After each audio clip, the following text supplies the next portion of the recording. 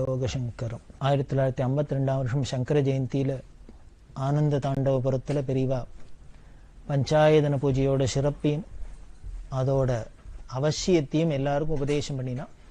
அதை கேட்டு பல பேர் பஞ்சாயதன பூஜையை ஸ்ரத்தையா பண்ண ஆரம்பிச்சா. முன்னாலுமே எல்லாருமே எல்லார் வீட்லையும் இருக்கும். அது இருந்தா கூட அதில் நம்ம கவனக்குறைவனால அதில் ஸ்ரத்த இல்லாத பண்ணாத இருந்துக்கலாம். அவள்லாம் திருப்பி உற்சாகத்தோட பண்ண ஆரம்பிச்சா. அப்படி பூஜை இல்லாதவாள்லாம் இதை வாங்கிட்டு அது மாதிரி பஞ்சாயதன பூஜையை பண்ண ஆரம்பிச்சா.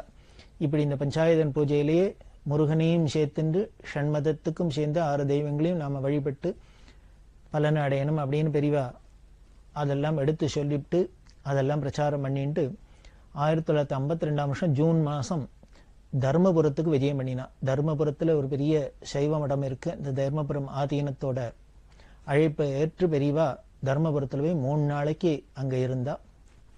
ரொம்ப பெரிய வரவேற்பு. பெரியவாளுக்கு அபரிமிதமான மரியாதைகள்லாம் பண்ணி அங்க அவளை உபச்சாரம் பண்ணினா. அப்படி இருக்கிறதே இந்த தர்மபுரம் ஆதீனத்தோட பல மணி நேரம் பெரியவா தனிமையில நம்ம சனாதன மதத்துக்கு என்னென்னலாம் பண்ணணும், என்னென்ன கைங்கரியம் பண்ணணும், ஜனங்களுக்கு எப்படி பக்தி வளர்றதுக்கு என்னென்ன தொண்டு பண்ணணும் அப்படிங்கிறதெல்லாம் பத்தி ரொம்ப டீட்டெயில்